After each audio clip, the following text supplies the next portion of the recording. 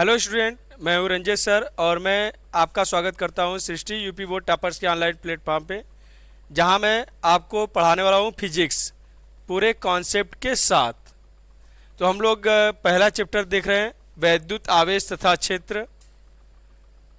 चलिए आज हम लोग देखेंगे इसके अंतर्गत एक समान वैद्युत क्षेत्र में स्थित वैद्युत द्विध्रुव पर लगने वाला बल आघूर्ण। एक समान वैद्युत क्षेत्र में स्थित वैद्युत द्विध्रुव पर लगने वाला बल आघूर्ण। यहाँ पे बात आ गई वैद्युत द्विध्रुव की। तो सबसे पहले हम लोग वैद्युत द्विध्रुव को जानेंगे कि वैद्युत द्विध्रुव आखिर होता क्या है। फिर उसके बाद तब हम लोग एक समान वैद्युत क्षेत्र में वैद्युत द्विध्रुव को रखकर उस पर लगने वाले बल आघूर्ण के लिए सूत्र की चर्चा करेंगे। तो आप लोग ध्यान दीजिए कि वैद्युत द्विध्रुव आखिर होता क्या है। वैद्युत द्विध्रुव वैद्युत द्विध्रुव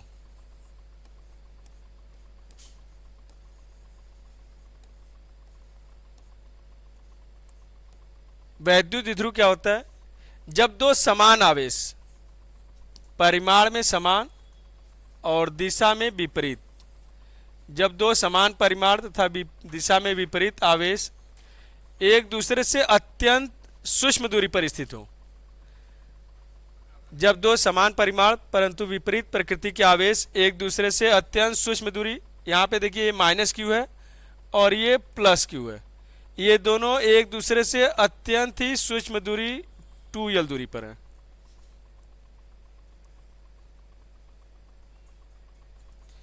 एक दूसरे से अत्यंत सूक्ष्म दूरी 2l दूरी पर है। इसी को वैद्युत द्विध्रुव कहा जाएगा। जब दो समान परिमाण तथा विपरीत प्रकृति के आवेश, मतलब इनका परिमाण समान होगा, ये ध्यान रखिएगा। अगर ये -5 माइक्रोकुलाम है तो ये +5 माइक्रोकुलाम, ये -6 है तो ये +6, जितना ये होगा उतना ही वह भी होगा। दोनों का परिमाण समान होगा, केवल प्रकृति विपरीत होगी। तो इसे वैद्युत द्विध्रुव कहेंगे, वैद्युत द्विध्रुव। अब वैद्युत द्विध्रुव का वैद्युत द्विध्रुव आघूर्ण होता है, वैद्युत द्विध्रुव आघूर्ण।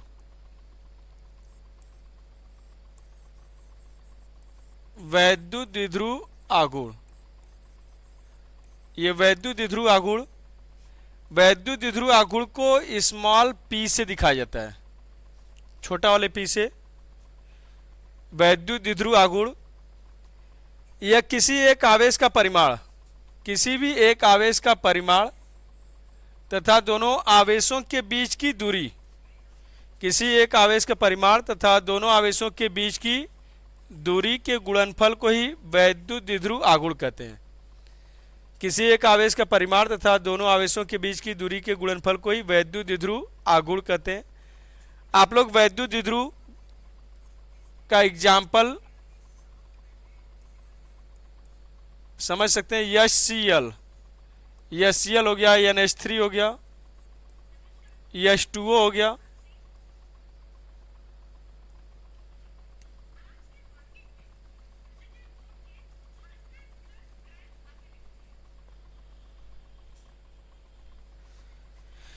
HCl, NH3, H2O आप लोग केमिस्ट्री में पढ़े होंगे कि ये हाइड्रोजन है, ये क्लोरीन, ये दोनों एक दूसरे से सहसंयोजक बंध द्वारा जुड़े होते हैं, अर्थात इनके बीच इलेक्ट्रॉनों की साझेदारी होती है। जो हाइड्रोजन और क्लोरीन होते हैं इनके बीच इलेक्ट्रॉनों की साझेदारी होती है, एक एक इलेक्ट्रॉनों की साझेदारी होती है। इसके कारण सहसंयोजक बंध बनता है। तो जो साझेदारी का इलेक्ट्रॉन होता है, जो साझेदारी का इलेक्ट्रॉन होता है,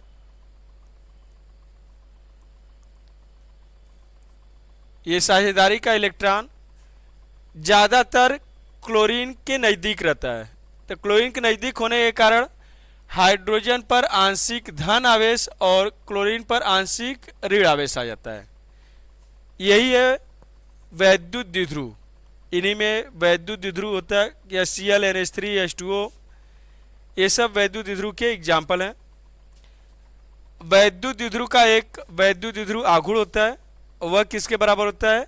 आवेश का परिमाण, किसी एक आवेश का परिमाण, ये ध्यान रखिएगा, किसी एक आवेश का परिमाण तथा दोनों आवेशों के बीच की दूरी का गुणनफल। किसी एक आवेश का परिमाण, किसी एक आवेश का परिमाण, किसी एक आवेश का परिमाण तथा दोनों आवेशों के बीच की दूरी का गुणनफल गुणे दोनों आवेशों के बीच की दूरी, दोनों आवेशों के बीच की दूरी, दोनों आवेशों के बीच की दूरी।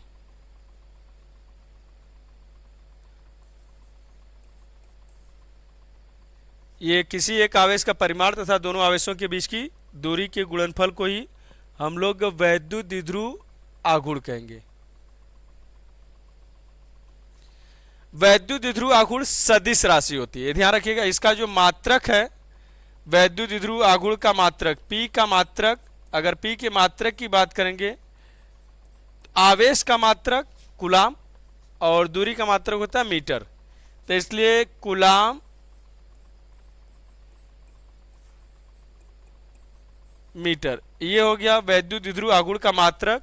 अगर इसकी बीमा की बात करेंगे, इसकी बीमा हो जाएगी वैद्युत द्विध्रुव आघूर्ण की बीमा, आवेश की बीमा हमने पिछले क्लास में बताया था। आवेश की जो बीमा होती है, Q की अगर बीमा लिखनी है तो Q बराबर सूत्र होता है IT, तो Q की जो बीमा होती है वह I की बीमा A और समय की बीमा T, AT, तो इसलिए इसकी बीमा हो जाएगी AT और लंबाई के लिए बीमा लिखा जाता है L, दूरी के लिए या लंबाई के लिए बीमा लिखा जाता है L, तो ये हो जाएगा LTA,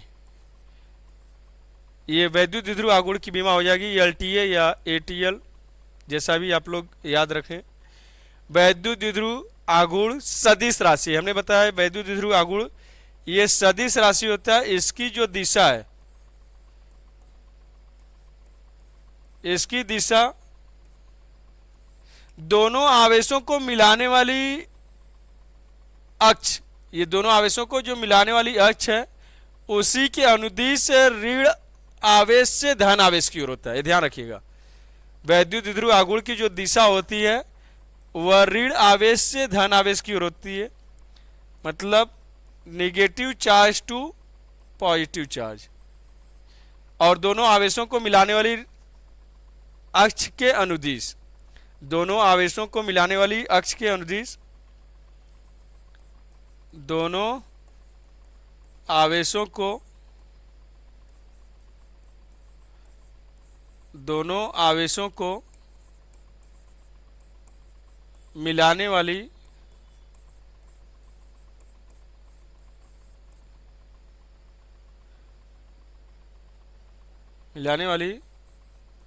रेखा के अक्ष के अनुदिश, अक्ष के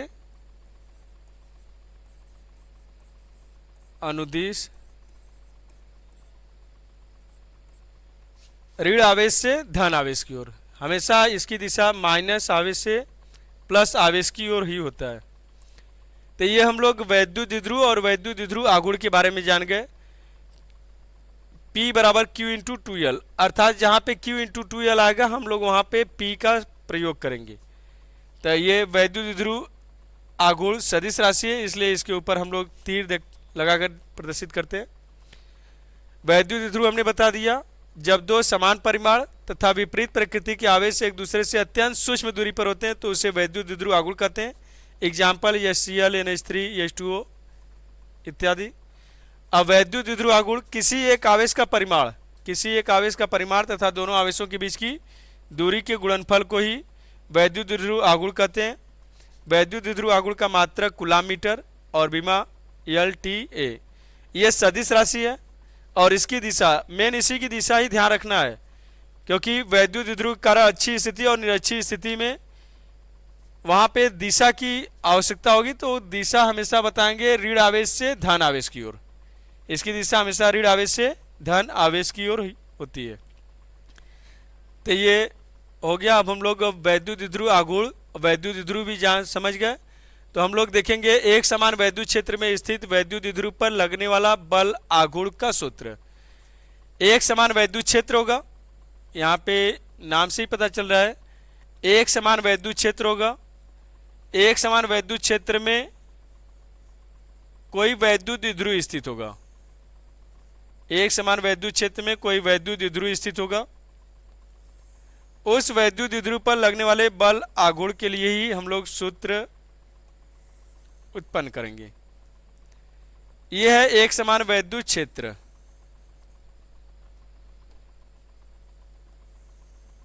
यह है एक समान वैद्युत क्षेत्र, इसे हम लोग ई से दिखा रहे हैं। एक समान वैद्युत क्षेत्र। अब इस एक समान वैद्युत क्षेत्र में कोई वैद्युत द्विध्रुव स्थित है। वैद्युत द्विध्रुव ये माइनस क्यू और प्लस क्यू आवेश। तो यहां पर हमने दिखा दिया कि ये माइनस क्यू आवेश और ये प्लस क्यू आवेश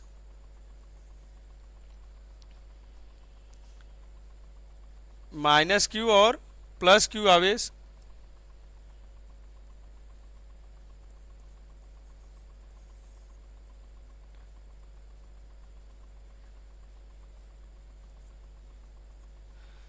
एक माइनस क्यू और एक प्लस क्यू आवेश, इन दोनों के बीच की दूरी है 2l। ये बिंदु ए पर है और ये बिंदु बी पर है। जो माइनस आवेश है बिंदु ए पर और प्लस आवेश बिंदु बी पर है। अब इसी वैद्युत द्विध्रुव पर लगने वाले बल आघूर्ण के लिए सूत्र हमें निकालना है। एक समान वैद्युत क्षेत्र है, एक समान वैद्युत क्षेत्र। अब इस एक समान वैद्युत क्षेत्र में वैद्युत द्विध्रुव स्थित हो गया। अब इस वैद्युत द्विध्रुव पर लगने वाले बल आघूर्ण के लिए सूत्र निकालना है। आप लोग को पता होगा बल आघूर्ण, बल आघूर्ण है तो बल लग रहा होगा।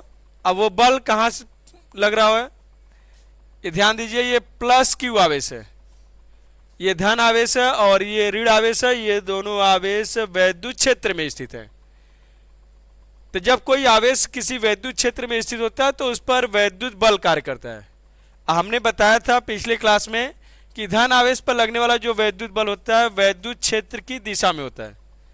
धन आवेश पर लगने वाला जो वैद्युत बल होता है वैद्युत क्षेत्र की दिशा में, अर्थात ये जो धन आवेश है इस धन आवेश पर जो वैद्युत बल कार्य करेगा एफ ए, वह वैद्युत क्षेत्र की दिशा में, यह भी लिख दे रहे हैं क्योंकि ये बताएगा बिंदु बी पर।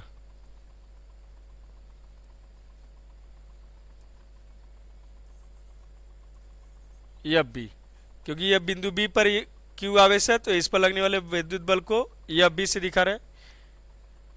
और ये ऋण आवेश है, इस ऋण आवेश पर लगने वाला जो वैद्युत बल होगा वैद्युत क्षेत्र के विपरीत दिशा में। धन आवेश पर लगने वाला वैद्युत बल वैद्युत क्षेत्र की दिशा में होता है और जबकि ऋण आवेश पर लगने वाला वैद्युत बल वैद्युत क्षेत्र के विपरीत दिशा में। ये एफ ए, एफ ए इधर और यह बी इधर। हमने वैद्युत क्षेत्र की तीव्रता के लिए सूत्र बताया था, ई बराबर होता है एफ अपान क्यू। ई बराबर एफ अपान क्यू, तो एफ बराबर क्यू ई हो जाएगा। यहां पे ध्यान दीजिए दोनों आवेशों का परिमाण नहीं बदल रहा है, आवेशों का परिमाण नहीं है बदल रहा है, आवेशों का परिमाण एक ही है। तो वैद्युत क्षेत्र की तीव्रता भी एक ही है। तो जो वैद्युत बल लगेगा यह बराबर क्यू ई के बराबर, जो वैद्युत बल होगा वह यह बराबर क्यू ई के बराबर होगा। ये भी एफ ए बराबर भी Q E.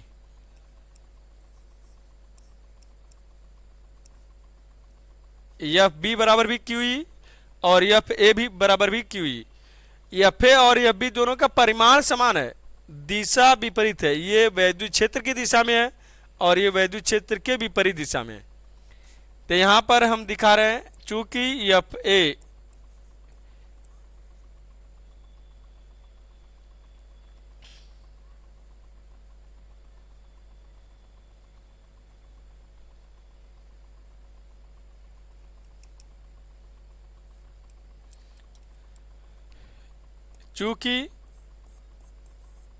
Mod of F ए मतलब ये वैद्युत बल का परिमाण और एफ बी, इन दोनों का परिमाण बराबर है, दिशा विपरीत है।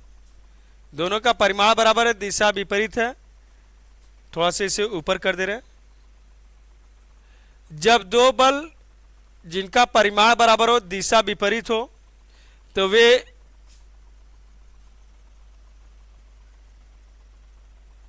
बल युग्म बनाते हैं।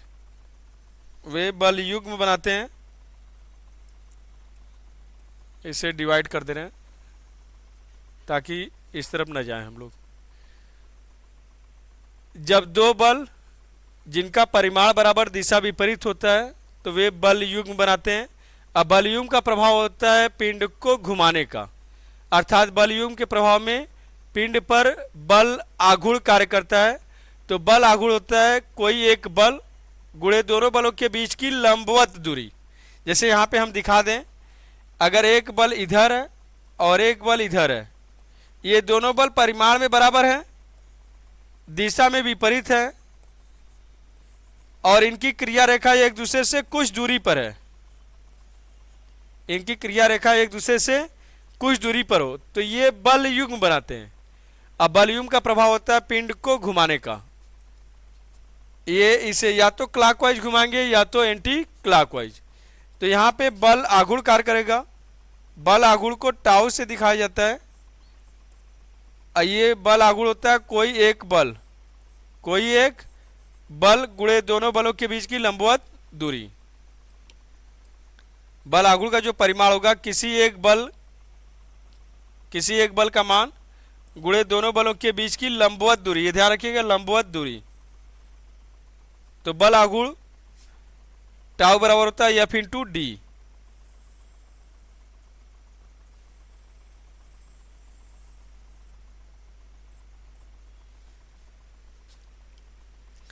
टाउ बराबर होता है एफ इंटू डी। इसी सूत्र का ही हम लोग प्रयोग करेंगे यहाँ पर। एक बल इधर है और एक बल इधर है, दोनों बल वैद्युत द्विध्रुव पे कार्य कर रहे हैं और ये दोनों बल एक दूसरे के विपरीत है, परिमाण में बराबर हैं लेकिन डायरेक्शन अपोजिट है, इसलिए ये बल युग्म बनाएंगे और इस बल युग्म का प्रभाव होगा वैद्युत द्विध्रुव को घुमाने का, अर्थात वैद्युत द्विध्रुव पर लगेगा बल आघूर्ण। वह बल आघूर्ण होगा कोई एक बल गुणे दोनों बलों की लंबवत दूरी। ये ध्यान रखिए, लंबवत दूरी हमें चाहिए। लंबवत दूरी नहीं निकालना है तो ये जो वैद्युत द्विध्रुव रखा हुआ था वैद्युत क्षेत्र के साथ थीटा कोण पर है। ये वैद्युत द्विध्रुव वैद्युत क्षेत्र के साथ थीटा कोण पर है। तो हमें लंबवत दूरी चाहिए तो यहां से इस पर लंब खींच देंगे। अब ये हो गया बी एम, यही लंबवत दूरी हमें चाहिए। तो बी एम के लिए ये समकोण त्रिभुज दिखाई दे रहा होगा ए बी एम। ये जो समकोण त्रिभुज है इसमें ये थीटा है और ये कर्ण है, ये लंब और ये आधार। तो इस समकोण त्रिभुज में बी एम हमें चाहिए तो साइन थीटा का प्रयोग करेंगे। साइन थीटा बराबर लंब बटे कर्ण। साइन थीटा बराबर लंब बटे कर्ण। तो यहां पे हम लिख दे रहे हैं समकोण त्रिभुज ए बी एम में, समकोण त्रिभुज ए बी एम में साइन थीटा बराबर लंब बटे कर्ण। साइन थीटा बराबर लंब बटे कर्ण।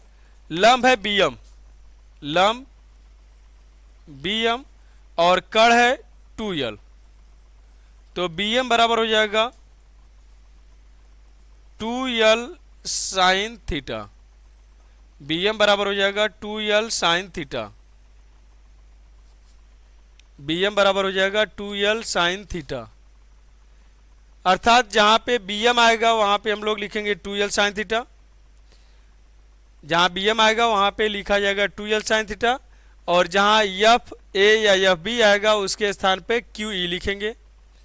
अब बल आघूर्ण का सूत्र होगा एफ इंटू डी, मतलब कोई एक बल गुणे दोनों बलों के बीच की लंबवत दूरी। यही लंबवत दूरी ही चाहिए थी हमें, इसलिए हमने पहले उसे निकाल लिया। बी एम बराबर 2l साइन थीटा। अब इस वैद्युत द्विध्रुव पर लगने वाला बल आघूर्ण होगा कोई एक बल गुणे दोनों बलों के बीच की लंबवत दूरी। बल आघूर्ण होगा कोई एक बल गुणे दोनों बलों के बीच की लंबवत दूरी। तो इसे थोड़ा सा ऊपर कर दिया जा रहा है।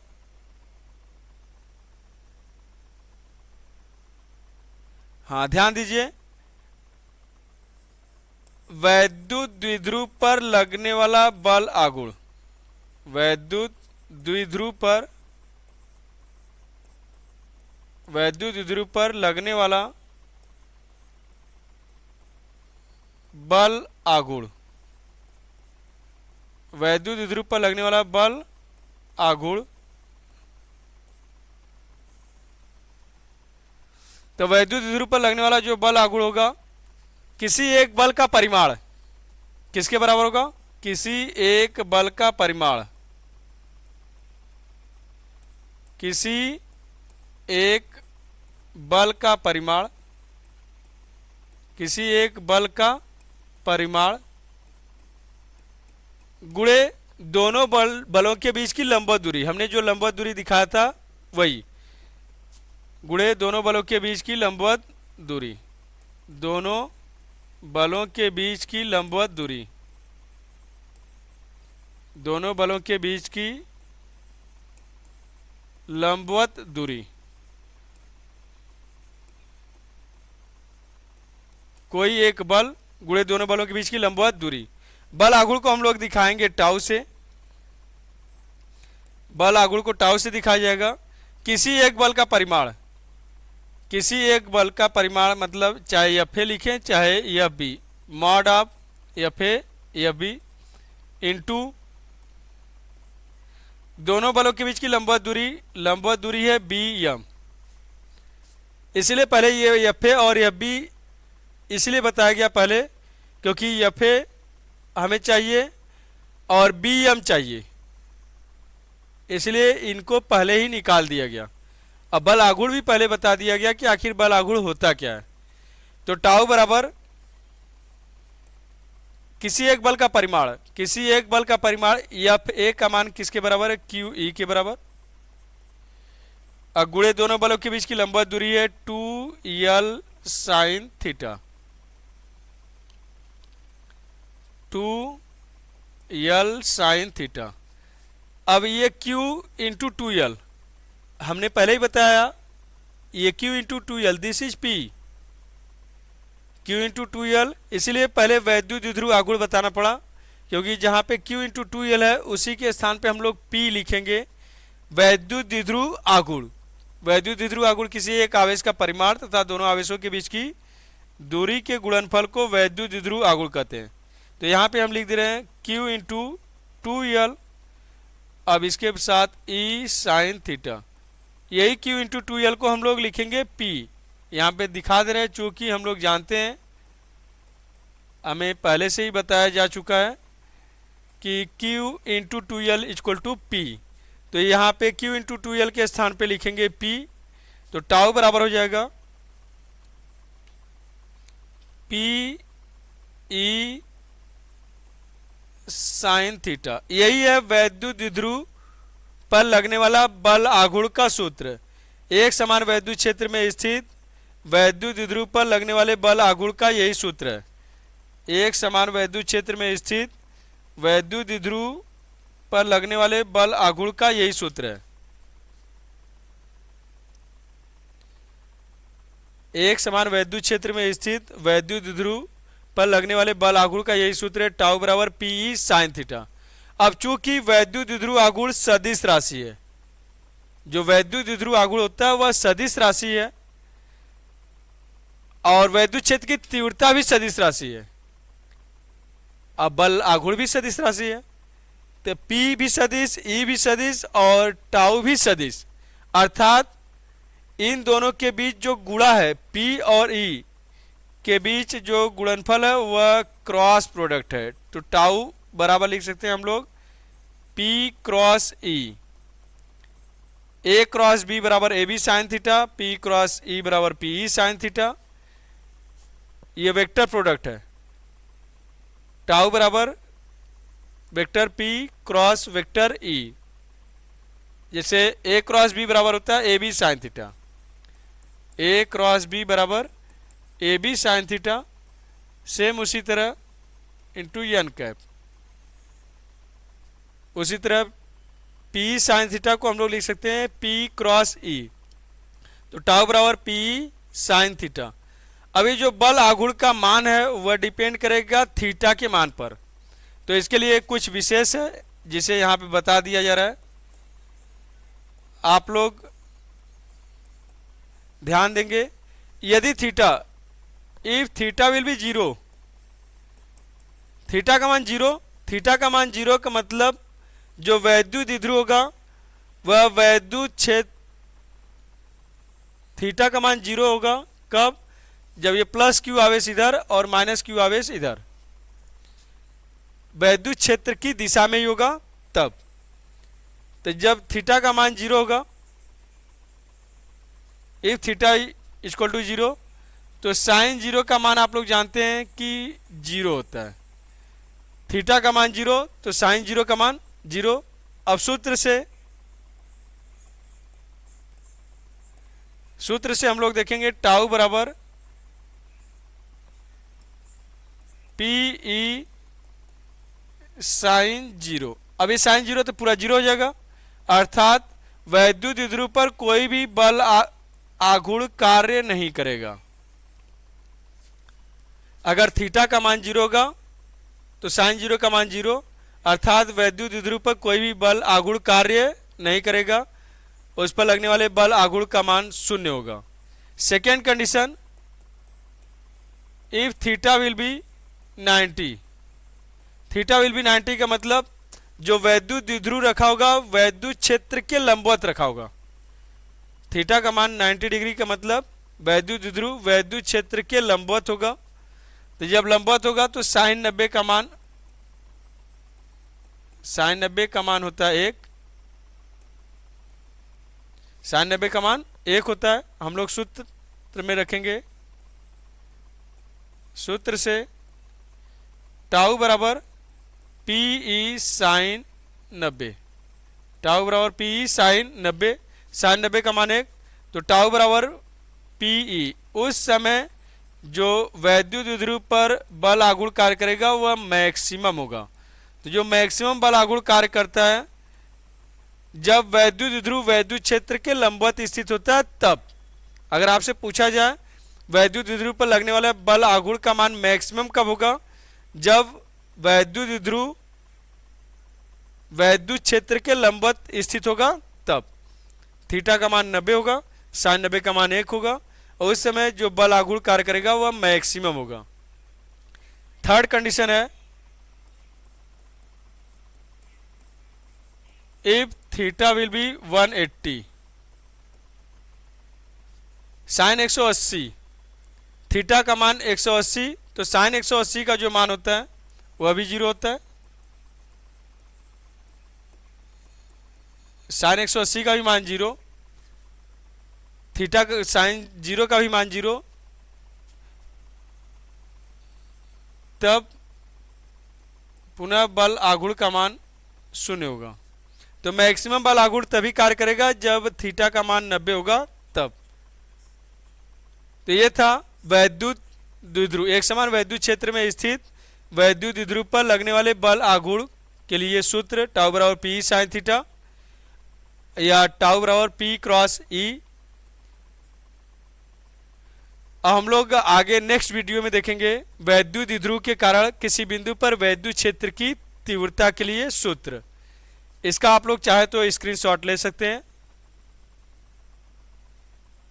थोड़ा अधिक है।